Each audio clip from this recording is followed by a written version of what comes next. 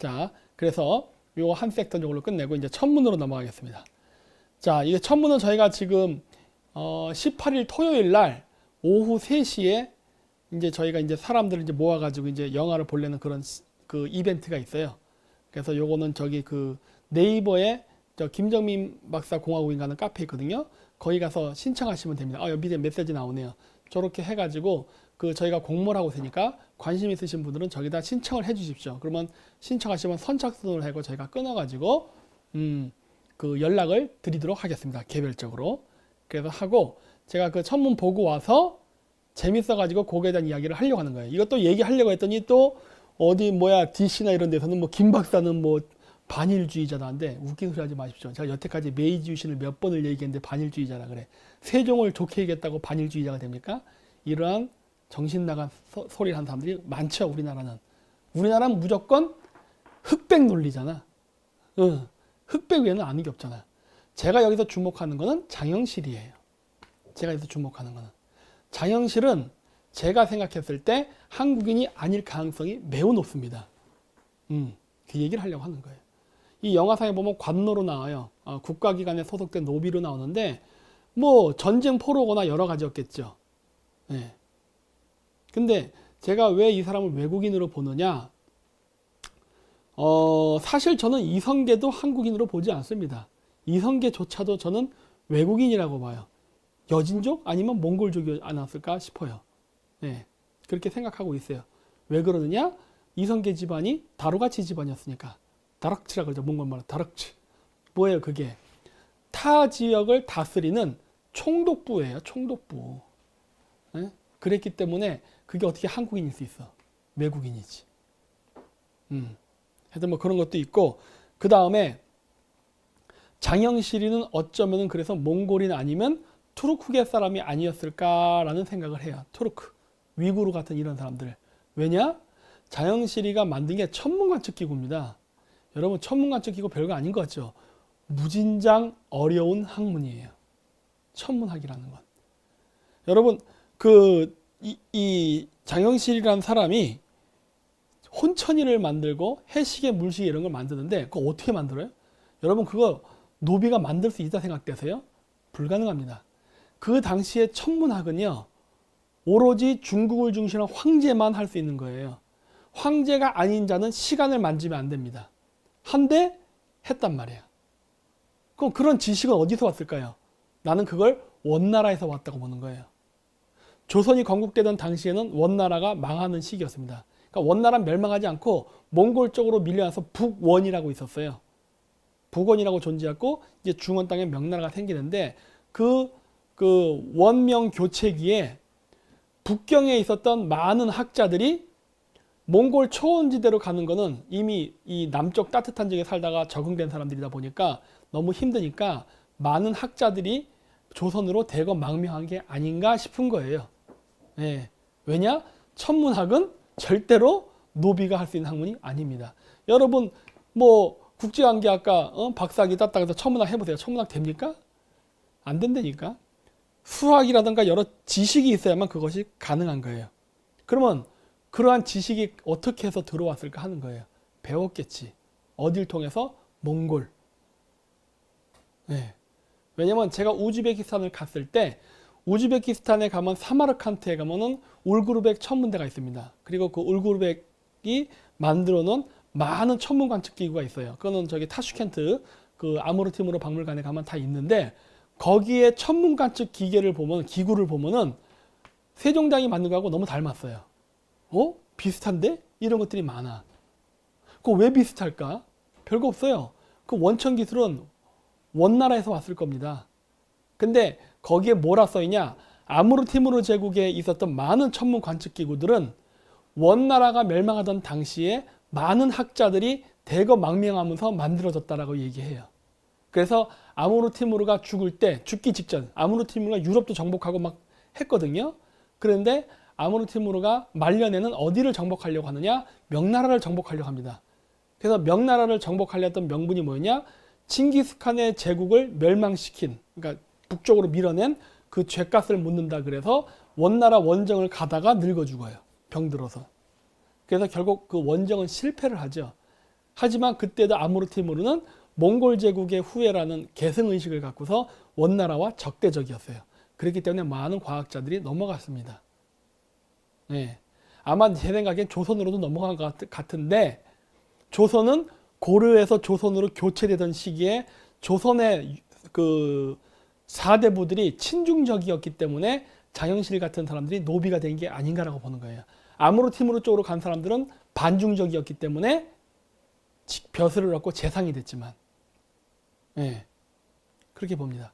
그래서 영화상에서 보면 막 열심히 공부해서 뭐 이렇게 기계를 만든 것처럼 얘기하는데 뻥입니다.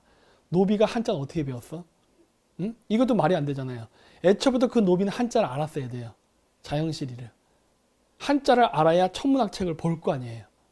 그러니까 이런 여러 가지 정황적 근거로 봤을 때 자영실은 외국인입니다. 몽골 제국에서 망명했던 어떤 천문학 관련 과학자였을 거예요. 단 안타깝게도 조선이 친중 사대를 하다 보니까 노비가 돼버렸겠죠. 그 영화에서 보면 나오잖아요. 명나라가 압력을 넣어서 결국 혼천이를 파괴하잖아요. 왜? 중국 때문에. 그리고 거기에 지지하는 많은 친중 사대부들이 나오죠. 네. 그런 배경이에요. 그래서 이제 그런 부분에 대해서 얘기하는 거고, 뭐 세종장이 뭐 우리나라 사람들 노예 만들었다? 난 여기서 관심 없어. 난 천문만 보니까. 그래서 하는데 여기 보시면은 뭐 박사님 안녕하세요. 유튜브로 박사님 채널을 고대사에 관한 것을 보고 있으며 반중 측면에 가는 것 등등을 봅니다. 뭐 이렇게 해서 나오는데 여기도 보면 역사 탐방에 대해서 관심이 많으시죠? 아, 그럼요. 지금 제가 연구한 고대사에 대해서 관심을 갖는 국민들이 굉장히 많습니다. 좌우를 떠나서. 좌파들 중에도 제 고대사를 좋아하는 사람은 굉장히 많아요. 제 고대사 연구가 좌파들을 우파로 전향시키는데 많은 역할을 하죠. 제가 내년이 아니고 올해구나. 올해서부터는 제가 다시 또 중앙아시아 여행을 시작할 겁니다. 네, 할 거예요. 그래서 우즈베키스탄을 갈 겁니다. 그래서 천문대를 보여주면서 천문에 관련된 이야기를 많이 할 거예요. 저번에도 우즈베키스탄 갔을 때 했거든요. 이번에 가서도 똑같이 할 겁니다. 그래서 그 사마르칸트에 만들어진 많은 궁전이나 모스크들이 어떠한 천문학적 관점에서 만들어졌는가 이런 것들을 설명하는 걸 할 거예요. 반응 좋았어요. 할 겁니다. 그 다음에 요거는 이제 우리나라 고인돌인데, 우리나라 고인돌은요, 저 돌이 지금 돌에 구멍 뚫는 게 저게 별자리인데 조금 다릅니다. 일본이라든가 중국 같은 경우는 이 별자리를 이렇게 저렇게 구멍을 내서 만들긴 만들어요. 근데 한국하고 우리가 만든 것과 중국이나 일본이 만든 게 좀 차이점이 뭐냐면 저기 그 구멍이 어떤 건 크고 어떤 건 작지요. 저거 왜 저렇게 다르냐면요. 저게 별의 밝기입니다. 별의 밝기에 따라서 저렇게 구멍을 크고 작게 이렇게 구별을 했어요. 그래서 우리나라가 고대로부터 좀 더 천문 관측을 더 정교하게 했다는 증거입니다. 저게. 그래서 우리 민족은 이런 것들에서 굉장히 고대로부터 천문에 대해서 굉장히 해박한 지식을 가지고 있었고, 아까 자영실 얘기하다가 끊겼었는데, 천문 기술을 가지고 있다는 것은 그 나라가 선진국이라는 소리예요. 선진국. 그래서 우리는 이렇게 고대 선사시대 때부터 우수한 천문학 기술을 가지고 있었기 때문에 대단한 민족이었다는 겁니다. 자, 그리고 요거는 뭐냐? 1년은 12개월인데 태양이 뜨는 위치는 7군데입니다. 그거를 제가 설명하는 거예요. 제 모습을 완전히 없애야 될 거예요. 자, 그럼 이제 갑니다. 6월달은 동쪽에 가깝게 태양이 뜨고 7, 8, 90 뒤로 갈수록 태양이 서쪽으로 이동하면서 뜹니다. 자, 이렇게. 그러면서 낮의 길이가 점점 짧아지는 거예요. 겨울로 갈수록 낮이 점점 짧아지죠. 왜냐하면 태양이 뜨는 위치가 서쪽에 가깝게 뜨기 때문에. 그리고 동지가 지나면 다시 태양이 뜨는 위치가 동쪽으로 이동을 합니다. 이렇게 지그재그 움직여요. 네, 이렇게. 그래서 1년 12개월 동안 태양이 뜨는 위치는 볼까요? 6, 7, 8, 9, 10, 11, 12. 7군데죠. 그렇죠? 1년은 12개월인데 태양이 뜨는 위치는 7군데다. 그리고 12월 달 1은 다시 백도를 해갖고 1, 2, 3, 4, 5월에는 저렇게 뜨는데 정확하게 겹치지 않고 약간씩 어긋나서 태양이 뜹니다. 왜냐? 지구가 태양을 타원형 궤도로 돌기 때문에. 뭐 어쨌든 이런 여러 가지 이유가 있어요. 그래서 저 개념을 가지고 만든 게 뭐냐? 바로 피아노 건반입니다. 도레미파솔라시 칠음계, 그리고 중간에 검정 건반이 있죠? 5개. 그게 바로 저 원리예요. 그래서 천문의 원리를 음악화 시킨 겁니다. 네. 천문학이 되게 중요해요. 보세요. 천문학 때문에 음악이 탄생합니다. 음악은 그냥 만들 수 있는데, 여러분 고대에 쓰이던 모든 음악들은 재래의식 때 썼던 음악이에요. 심지어 선사시대 때에도 신에게 바치기 위해서 음악을 연주했습니다. 근데 그 음악을 연주할 때 만들어지는 기본 음계는 천문에 기초하고 있습니다. 네. 아, 이런 거 모르죠, 사람들. 그러면 동양은 오음계입니다. 궁상각치우, 도레미솔라. 전 절대 음감이 아니니까 저에게 음을 얘기하지 마시고. 자, 그럼 우리는 왜 그러면 그게 빠졌냐? 파하고 시는 불협화음이거든요. 나머지 도레미솔라는 천문학적 관점에서 의미 있는 숫자가 나옵니다. 54Hz, 72Hz, 108Hz, 144Hz, 216Hz 뭐 이런 식으로 나와요. 소리에서 나오는 파동. 근데 파동에 나오는 그 숫자가 천문학과 연결된 숫자가 나옵니다. 요거는 내가 나중에 비공개 강의 때 얘기할게요. 오늘 다 얘기하려면 시간이 없습니다. 그래서 이 모든 것들이 전부 다 우주의 천문과 연결되어 있습니다. 자, 그래서 이게 이제 조선의 왕이 앉았던, 이거 내가 이게 가운데로 가야 되나? 가운데 가야 되는데, 원래 이동할 수 있어요? 이동 좀 시켜주세요. 왕이 한번 돼봐야지, 왕이. 이렇게. 조선의 왕은 이렇게 가운데 앉았죠. 달과 태양이 뜨는 가운데. 일월오봉도라고 합니다. 여기구나. 여기 일, 월, 5개의 봉우리, 오봉도. 네. 1월 오봉도. 요 사이에. 그래서 약간 스포를 하자면, 천문 그 영화에 보면은 세종대왕이 타는 그 가마가 나오는데 그 가마 위에다가 천상열차 분야지도를 그려놨습니다. 네. 천상열차 지도를 그려놨는데 천상열차 분야지도의 북극성, 즉 우주의 중심이죠. 그 가운데 위치가 어디다? 임금의 자리. 그 영화 대사에서도 그 얘기가 나오더라고요. 그래서 내가 그 영화 보고 이 사람, 이 영화 감독 내가 만든 역사 강의를 봤나? 이런 생각이 들 정도로 와, 그 정말 잘 알더라고요. 잘 만들었더라고요. 그래서 태양과 달이 있는 요 가운데 자리는 어디냐? 보통 북두칠성을 그려놓습니다. 요 위에다가. 왜? 북두칠성은 북극성을 가리키는 별이거든요. 북극성으로 인도하는 안내자의 별이기 때문에. 그래서 왕은 하늘과 지상을, 그러니까 하늘의 신과 지상의 백성을 연결해주는, 교화시키는, 뭐 홍익인가 뭐 이렇게 좋게 해주는 그러한 역할을 하는 지도자이기 때문에 바로 하늘의 신인 북극성과 지상의 인간의 매개자라는 역할을 하기 때문에 가운데 있는 거예요. 네. 그래서 이렇게 아까 7개의 숫자 7을 얘기했죠. 그 서양의 그노시스, 영지주의 기독교에서는 인체에다가 황도 12궁을 묘사합니다. 여기서부터 양자리, 황소자리, 쌍둥이, 개, 사자, 처녀, 천칭, 처녀, 허벅지가 사게테리우스, 그러니까 궁수자리, 염소자리, 물병자리, 물고기자리 이렇게 되거든요. 요 순서로 이렇게 나가는데 요거를 다시 7개로 이 서양도 변화해서 얘기해요. 여기서부터 토성, 목성, 화성, 태양, 금성, 수성, 달 저렇게 영어로 써 있죠. 그래서 7개입니다. 하나, 둘, 셋, 넷, 다 7개. 그렇죠? 불교에서 인체에 의해서 얘기하는 7개의 차크라라는 개념과 서양에서 얘기하는 저 개념은 같은 개념이에요. 그렇죠? 자, 그래서 여러분들이 그 월트 디즈니나 이런 것들 보면은 천사와 악마가 양쪽 어깨에만 나타나서 나쁜 짓을 해라, 나쁜 짓 하면 안 돼, 막 이거 막 서로 싸울 때 보면은 천사와 악마 머리 위에 이렇게 태가 있는 게 보이실 거예요. 그 태가 왜 묘사되느냐? 다시 그림 보여주세요. 그림. 저 맨 위가 뭐예요? 세턴, 토성입니다. 여기. 토성에는 뭐가 있죠? 띠. 그래서 여기 위에 띠가 이렇게 있는 걸로 묘사가 되는 거예요. 그 그림이 그냥 만들어진 그림이 아닙니다. 다 이러한 점성학과 천문학에 기반해서 만들어진 만화예요. 근데 이런 거를 모르는 사람들은 무조건 뭐라 그러냐? 사탄, 악마 막 그러죠. 전혀 과학입니다. 네? 과거 이러한 과학적 지식이 없었던 무식한 사람들이 뭔지 모르면 무조건 옛날 때 병 걸리면 뭐라 그래요? 역병이 들었다, 역신이 들었다. 병은 바이러스죠. 왜 귀신입니까? 그래서 옛날 때 병 들면 굿하고 그랬잖아요. 굿하면 병이 낫습니까? 약 먹어야지. 그런 거거든. 그러니까 이런 거는 과학이지 무슨 그런 거 아니에요. 그래서 제가 옆에다가 369라고 써놨습니다.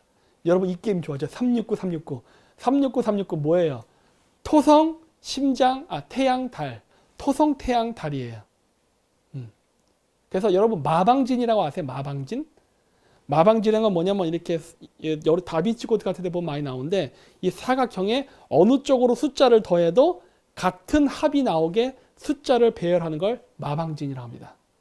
이 마방진을 배열을 할 때 토성은 3 곱하기 3짜리 맞지? 그렇게 된 거를 쓰고 그 다음에 태양 쪽은 6칸이 6칸짜리를 써요. 그러니까 66이 36. 그리고 달 쪽은 9칸 9칸 해서 뭐다? 99, 81. 81개의 칸이 된 마방진을 씁니다. 참고로 우리나라 전통 그 신앙에서 나온 데는 천부경은 글자가 81죠. 네.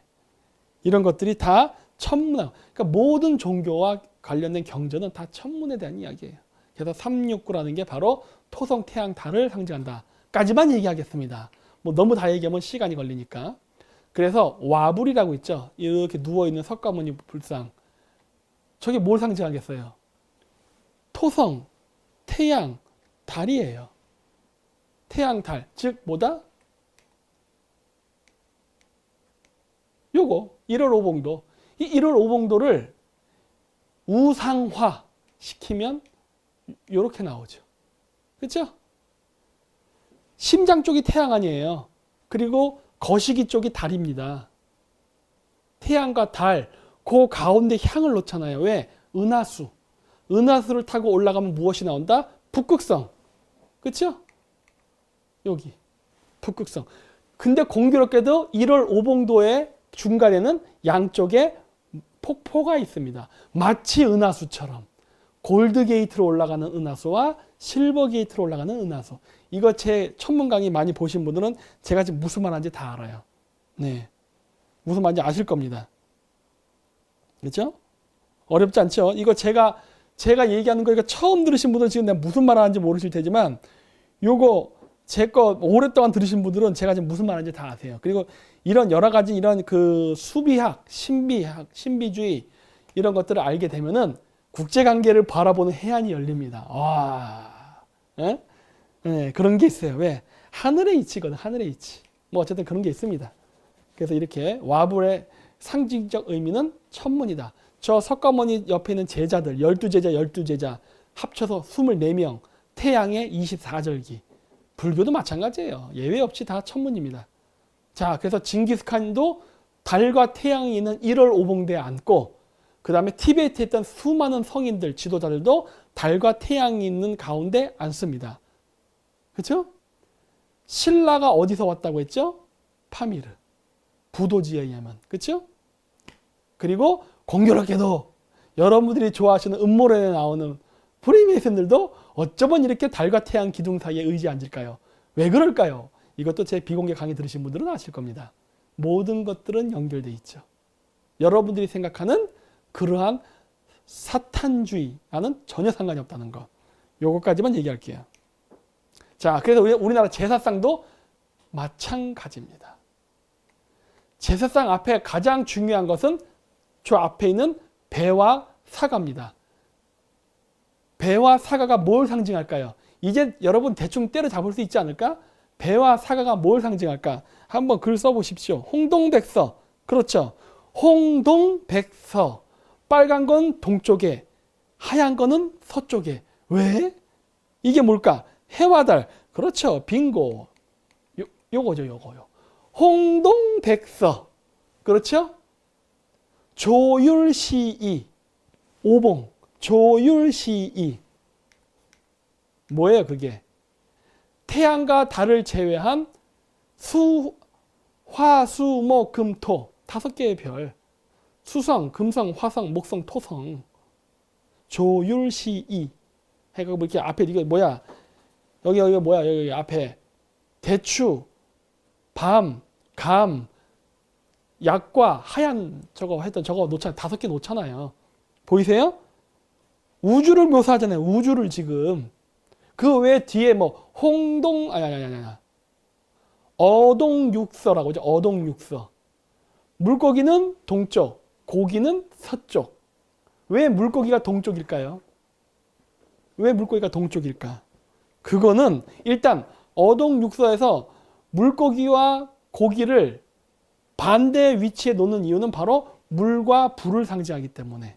그렇죠? 물고기는 물에 살고, 그러니까 뭐라 해야 될까? 하여튼 그 있잖아요. 하여튼 뭐 반대 개념, 육해공군의 반대 개념, 땅과 물 그 개념이다 보니까 이렇게 놓는데 물고기를 동쪽에 놓은 이유는 지금 이 시대가 물고기 자리 시대였지 않습니까? 태양이 동쪽에서 물고기랑 함께 떴잖아요. 에? 보이세요? 네. 그리고 가운데 향을 요 앞에 보면은 저기 좀 잘려 있지만 요렇게 되나? 요렇게 요 향 여기 향을 피잖아요. 향 저거 왜 필까? 어? 향을 이렇게 피는 이유는 뭐예요? 일종의 와이파이 역할이죠. 뭐다? 북극성의 은하수의 역할을 하는 거거든요. 하늘의 신과 연결을 하는 개념입니다. 그래서 제사를 할 때는 반드시 향을 핍니다. 이거는 이때는 은하수. 그러니까 이 음식이 일종의 별자리를 묘사하고 있단 말이에요. 상징적으로. 그래서 지구, 화성, 금성, 목성, 토성 막 이런 거 배열을 음식으로 해놓고 거기다가 은하수. 왜?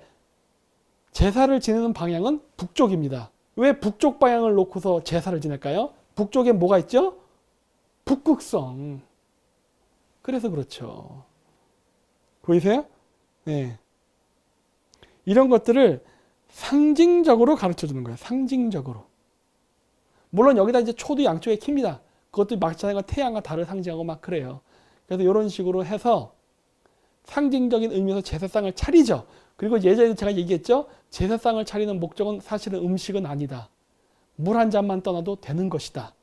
근데 이게 계급사회가 형성되고 경제적으로 발전을 하면서 인류가 물산이 풍부해지다 보니까 이게 음식이 놓이게 되는데 이게 빈부의 격차에 따라서 음식이 이렇게 막 화려하게 나고 하게 된 거지. 사실 근본적으로 제사는 음식을 저렇게 안 놨다고 해서 뭐 조상이 화낸다 이런 거 없다. 그런 개념은 없다. 예. 예전에 했어요. 그리고 앞으로 저건 제가 또 구정 때 구정 스페셜로 또 할 겁니다. 제사의 본래 목적, 그 다음에 제사는 왜 하게 됐는가에 대해서 할 거예요. 그래서 미신을 많이 타파해야 됩니다. 지금 전 세계에 존재하는 소위 고등 종교라는 종교들이 사실은 전부 미신에 빠져 있거든. 그래서 이런 미신들, 원래 갖고 있었던 신앙, 원래 어떠한 사상에서 시작되는지 원천 지식을 알면은 이러한 모든 것들이 헛된 짓이라는 걸 알게 돼요. 뭐 완전히 헛된 건 아니에요, 사실은. 왜냐하면 이것을 통해서 사실은 교육 효과는 있거든.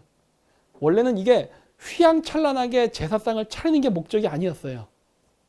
그 고대인들은 그 생활 속에서 천문이라든가 오행을 배울 수 있게 하기 위해서 음식이라든가 옷이라든가 음악 이런 모든 것들을 규칙성 있게 맞춰놨습니다.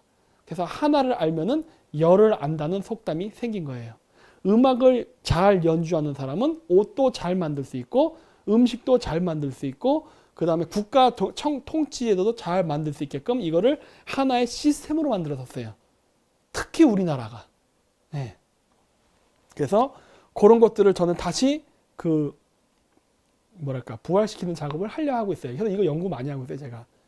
근데 지금 국제관계 때문에 지금 이거를 연구를 진행을 못 시켜. 이놈의 지금 공산주의 빨갱이 때문에. 왜냐하면 공산주의 빨갱이가 나타나면 이런 모든 지식들은 다 폐기돼 버리거든. 그래서 일단은 빨갱이 잡는 작업을 먼저 하고 있습니다. 하지만 요거를 제가 다시 완성시킬 거예요. 원래 목적, 원래 종교로.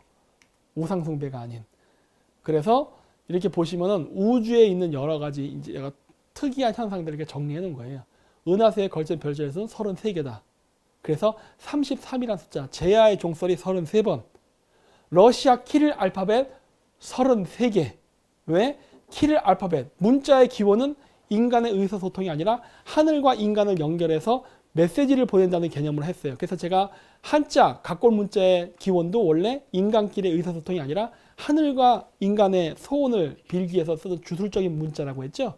그래서 뭐 거북이 등짝이라던가 뭐 사슴, 뭐 허벅지 이런 뼈에다 이렇게 소원, 뭐 애기를 많이 그려서 다산을 빈다던가 가축을 많이 그려서 가축들이 번성하게끔 한다던가 이런 소원을 빌었다고.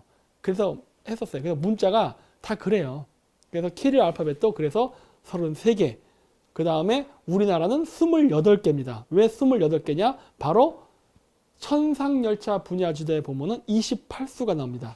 가운데 북극성을 중심으로 해서 동방칠사, 서방칠사, 남방칠사, 북방칠사, 7428, 28개의 별. 이 28개의 별에다가 각각의 음을 부여해서 28개의 문자를 창조한 거죠. 즉 한글의 음은 뭐다? 우주의 소리다. 뭐 이런 개념이에요. 이것도 제가 나중에 시간 나면 하나하나 제가 방송에서 할게요. 이렇게 만들었고 그 다음에 지구의 반지름은 3456. 그쵸? 로얄 마일입니다. 여기서 얘기하는 로얄 마일이라는 거는 정확한 용어는 이집시안 로얄 마일이에요. 피라미드 한 면의 길이입니다. 그거를 1 로얄 마일이라고 정의해요. 그래서 이 1 로얄 마일이 어디에 있느냐? 그 관광 가보신 분들 중에 에딘버러 가신 분들 있으면 아실 거예요. 에딘버러 페스티벌이라는 게 있어요. 가을쯤에 하거든요. 그 에딘버러 페스티벌 때 에딘버러 광장서부터 에딘버러 궁까지 갑니다. 그 길을 로얄 마일이라 불러요. 그게 그 길이가 이집트 한 변의 길이를 그대로 본따서 에딘버러에다 만들어 놓은 길입니다. 그게 바로 원 로얄 마일이에요. 그 길이가. 그리고 엘리자베스 2세가 만약에 늙어 죽는다면은 거기서 에딘버러 광장서부터 에딘버러 궁전까지 들어가는 그 원 로얄 마일, 그 길이, 이집트 한 변의 길이, 물론 길의 이름도 로얄 마일이라는 길입니다. 거기를 행진하는 장례를 할 겁니다. 이런 얘기 처음 들어보셨죠? 저 이런 거 많이 알고 있습니다. 그다음 태양의 지름은 86만 4천 마일, 달의 지름은 1080마일. 그래서 불교에서 108번뇌라는 이야기를 많이 합니다. 네. 근데 달의 반지름이잖아요. 그건 달의 지름은 얼마다? 2160마일. 곱하기 2니까. 2160마일. 216. 뭐예요? 6 곱하기 6 곱하기 6. 666. 그렇죠? 그리고 2160마일이라고 했는데 태양이 황도 12궁의 별자리를 한 자리에서 그 다음 별자리로 한 칸 이동할 때 걸리는 시간은 몇 년이다? 2160년. 달의 지름은 2160마일. 같은 숫자가 반복되죠. 와, 놀랍죠?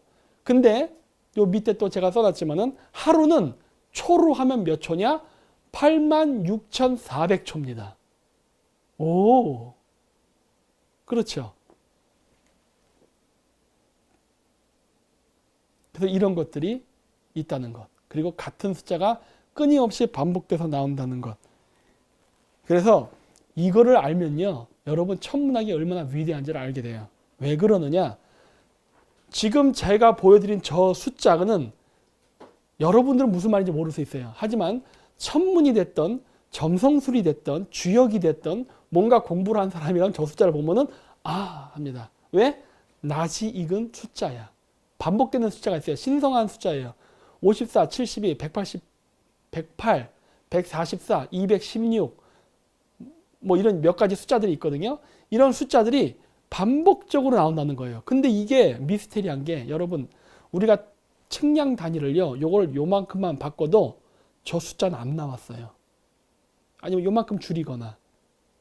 근데 지금 쓰는 우리가 갖고 있는 이 표준 이 스탠다드를 기준으로 했을 때 저렇다는 거예요. 그러면 도대체 이 측량의 단위 요 간격을 규정을 해서 아까 했듯이 달의 반지름은 그러니까 달의 지름이구나. 잘못이에요. 달의 지름은 2160마일이라고 했는데 216이라는 숫자가 나왔단 말이에요. 근데 태양이 한 별자리에서 다른 별자리로 이동하는 기간이 2160년 시간이란 말이에요. 어떻게 물리적 거리에서 나온 측량하는 숫자와 시간을 측량하는 측량의 단위의 숫자가 일치할 수 있죠? 응? 놀랍지 않아요? 이런 것들? 예, 이 놀라운 거예요, 이거는. 이런 거를 백정인 장영실이가 했다고? 절대 그럴 리가 없죠. 절대 그럴 리가 없어요. 그래서 천문학은 무진장 중요한 숫자입니다. 따라서 제가 할 얘기는 뭐냐? 2160, 666은 절대 악마의 숫자가 아니다. 이거는 과학을 모르는 자들이 만들어낸 망상이에요. 그래서 그걸 제가 뭐라 해요? 그게 우상숭배야. 과학적 지식과 기반을 기반으로 하지 않고 미신에 빠지게 되면은 엉뚱한 쪽으로 갑니다. 절대 그렇잖아요. 그래서 제가 과학을 자꾸 강조하는 거예요. 과학을 모르는 자가 어떻게 우주를 논하고 철학을 논할 수 있느냐. 과학을 알아야지. 그래서 이렇게 북극성의 별자리도 이동합니다. 지구의 세차 운동에 의해서. 북극성이 지금은 어디에 있냐면은 저기 국자처럼 되게 조그만 거 있죠? 여기. 여기가 폴라리스라고 해서 지금의 북극성의 위치는 저기지만은 저게 지금 제가 보이는 노란 별처럼 삥삥 돕니다. 저게 한 바퀴를 도는데 걸리는 시간이 26,000년이에요. 대략적으로. 왜냐면 시간도 늘어났다 줄어났다 합니다. 이것까지 뭐 복잡하니까 일단 그냥 쉽게 얘기할게요. 26,000년 주기예요. 근데 태양이 한 별자리에서 다음 별자리 이동해서 12개의 별자리 이동하는데 걸리는 시간이 얼마다? 여기 나오죠? 25,920년. 약 80년의 오차가 있지만 거의 같다. 그래서 지구의 세차 운동에 의해서 태양이 뜨는 위치가 황도 12공 별자리를 이동하면서 변하는 주기와 우리 머리 위에 떠 있으면서 북극성의 위치가 변하는 주기는 서로 같은 주기로 맞물려서 움직인다. 이거를 형상화시킨 게 뭐다? 만다라.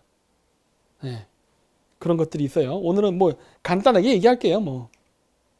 그래서 오즈의 마법사 보셨을 겁니다. 오즈의 마법사를 보면은 에메랄드 캐슬이 나와요.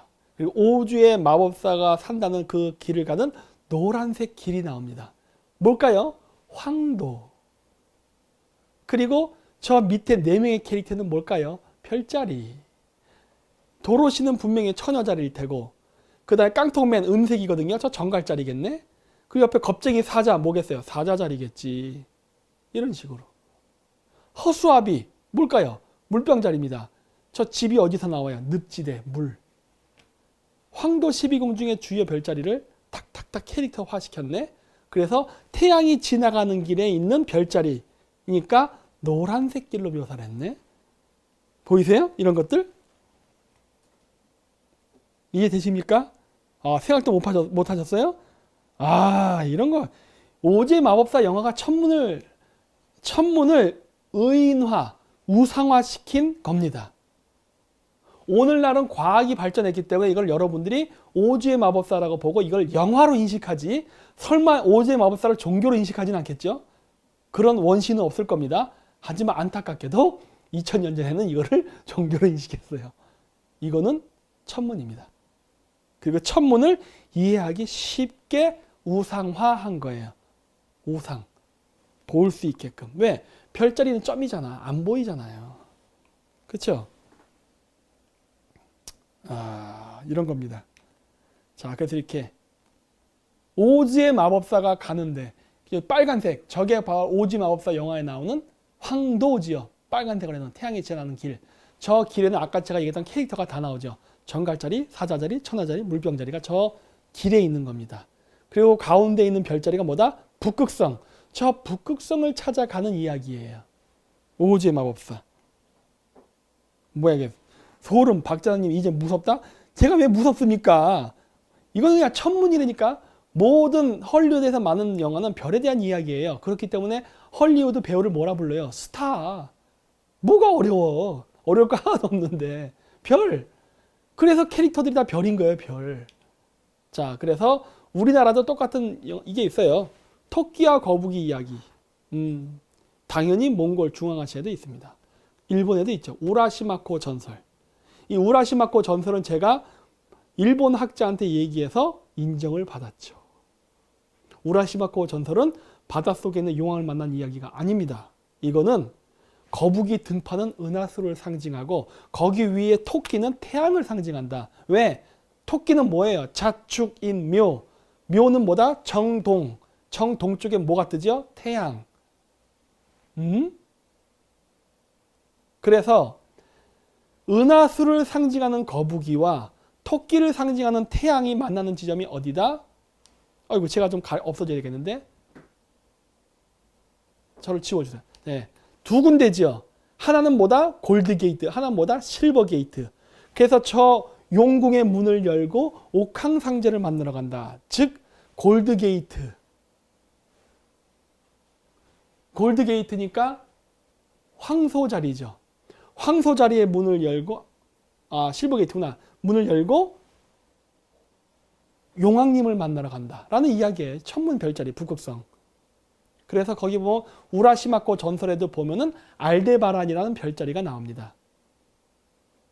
묘성, 플레아디스. 용궁으로 가는데 플레아디스, 묘성을 만나요. 묘성 동장과 묘성 아가씨가 나와요. 근데 이름이 묘성이야. 플레아디스거든요. 왜? 이렇게 되는 거죠. 황소자리라는 별 옆에 밝은 별 알데바란 옆에가 플레아디스라는 성운 별자리거든. 이거를 동양에서 묘성이라고 하거든. 그러니까 저쪽이죠. 실버 게이트 쪽. 그 여인의 안내를 받아서 용왕님을 만난다. 즉 북극성으로 간다죠. 근데 왜 하필이면 용왕이냐? 이유가 있죠. 자 보세요. 어렵습니까? 지금은 요 폴라리스가 북극성이지만 과거에는 여기였습니다. 이렇게 여기 보이세요? 여기 요거 있어요. 바로 요렇게 생겼죠.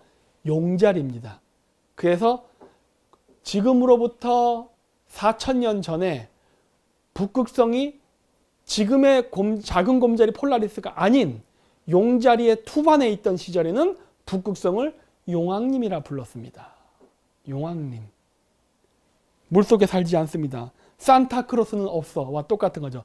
동심파괴 내용을 제가 얘기하는 거예요. 제가 이거 무당들한테 많이 얘기했어요. 여러분 동해안 가서 백날 용왕님에게 해봐야 안 나와요. 용왕님은 하늘에 계십니다. 내가 이런 얘기 막 하고 그랬는데 예, 그 이야기예요. 어디 제 말 좀 이해할 수 있으려나? 예. 책이 아직 안 만듭니다. 제가 이거 천문 관련된 책 만들면요, 저 사탄으로 몰려요. 저 화양당할 수도 있어 진짜. 응? 이 놀라운 정보들을 제가 이야기하게 되면은. 응? 그렇죠. 항내 북극성이 용자리일 때 그렇다는 거예요. 북극이 용자리일 때. 응? 성경 마찬가지. 성경 몇 권이죠? 성경 전서가 총 몇 권이죠? 66권. 666. 응? 진실을 보십시오. 자, 그래서 여기 보시면 오즈 마법사에서 보면 에메랄드 캐슬리아서 에메랄이라는 게 나옵니다. 에메랄드가 나옵니다. 저거는 뭐냐면 이집트에는 사자에서, 그래서 에메랄드 타블렛이라 그래서 사자에서가 아니지, 생명에서, 죽은 자를 부활시킨다는 생명에서예요. 근데 그거를 에메랄드 타블렛이라 부릅니다. 에메랄드. 오즈의 마법사에서도 에메랄드. 근데 에메랄드는 제가 북극성이라고 얘기한다고 했죠? 그랬는데 이집트에서도 에메랄드라는 개념이 있는데 그게 북극성과 관계가 있다? 그렇죠. 그리고 저 오른쪽에 있는 저 보석이 뭐냐? 저게 감람석입니다. 감람석 나무의 예수. 감람이 무엇일까? 자, 근데 특징이 뭐다? 색깔이 녹색입니다.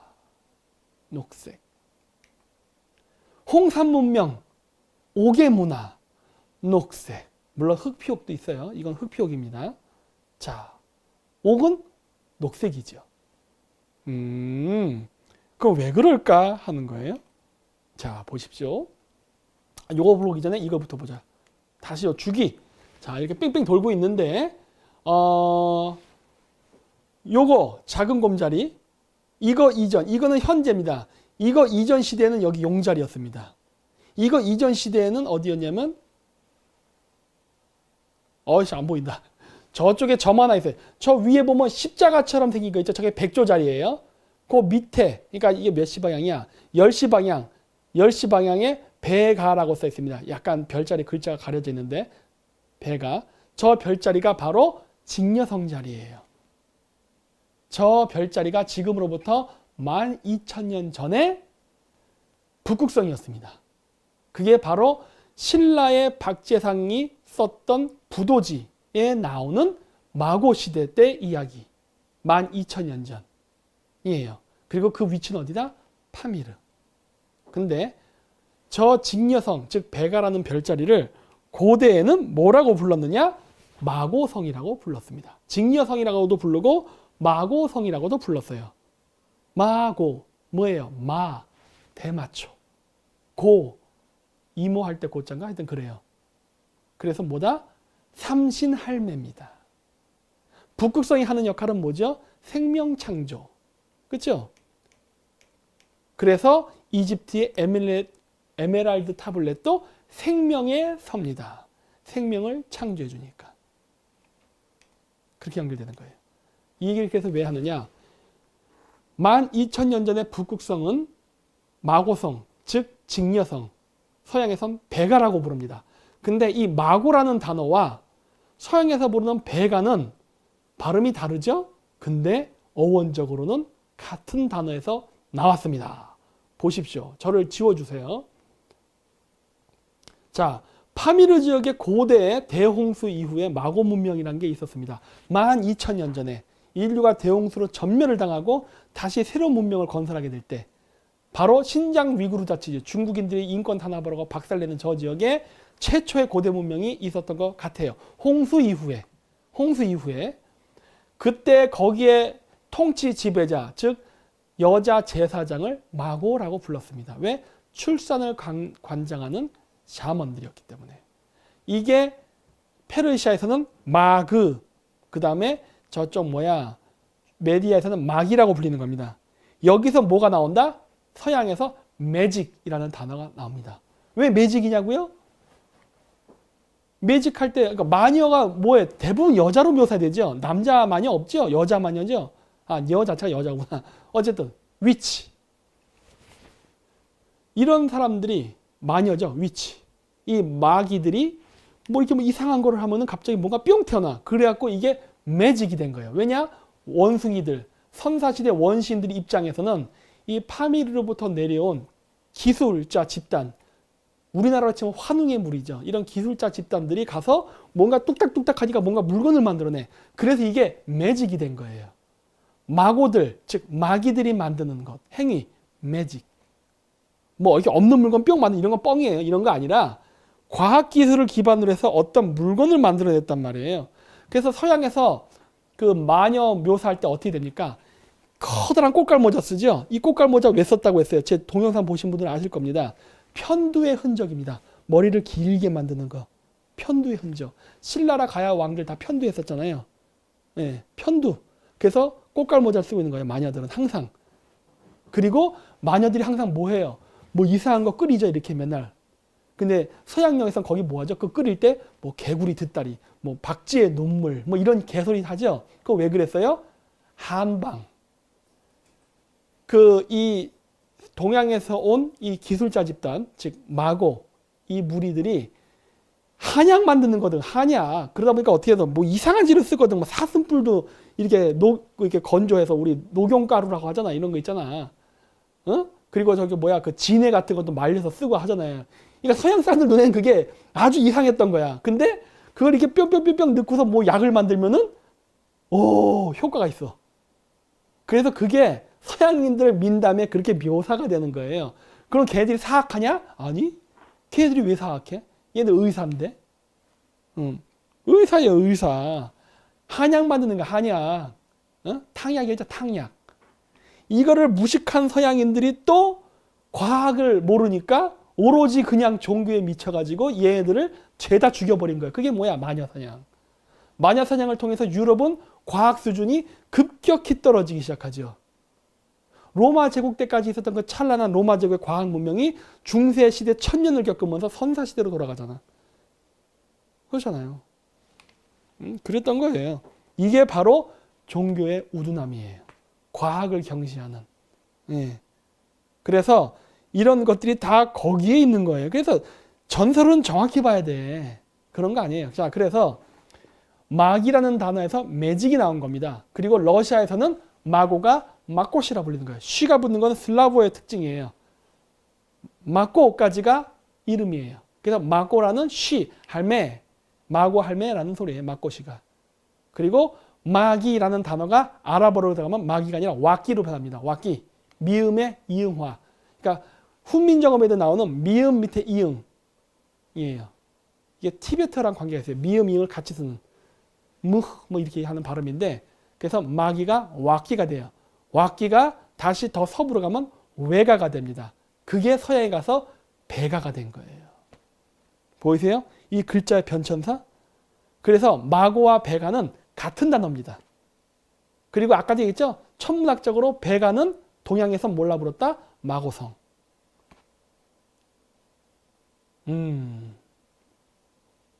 어렵습니까? 자, 그래서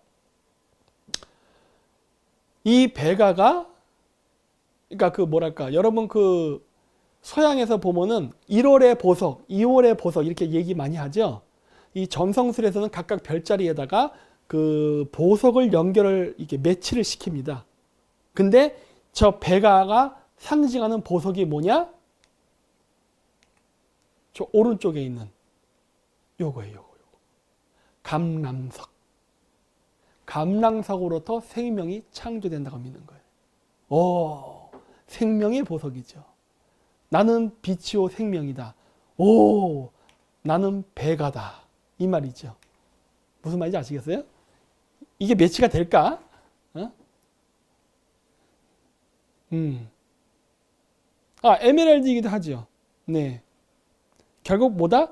녹색. 탄생석. 그러니까 나는 빛이요 생명이다. 잘못 말한 거 있어요, 제가? 북극성이 뭐예요? 생명 창조. 빛이잖아, 빛. 이거 성경 구절 천문으로 다 해석됩니다. 그래서 제가 했잖아요. 제 이 모든 걸 이야기하게 하면 나는 한국 떠야 돼.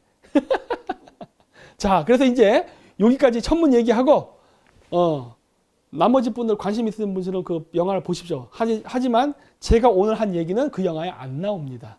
그냥 이건 제가 천문에 관심을 가지라고 그냥 여러분들에게 그냥 서비스로 얘기해 준 거예요. 서비스. 예. 그리고 천문을 많이 알게 되면은 굉장히 많은 것들을 알게 되죠. 30초 광고, 카페 광고. 그래요? 그래요. 그럼 30초 동안 카페 광고를 하겠습니다. 저는 화장실 좀 갔다 와야겠네요. 광고 틀어주세요.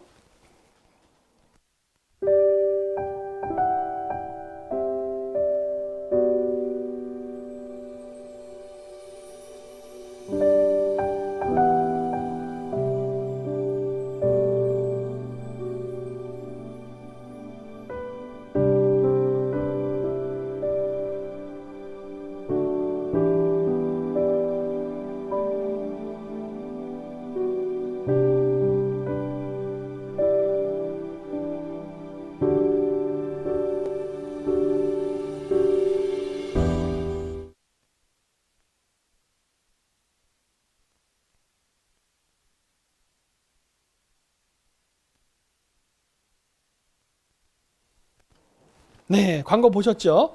자, 그럼 이제 또 오늘의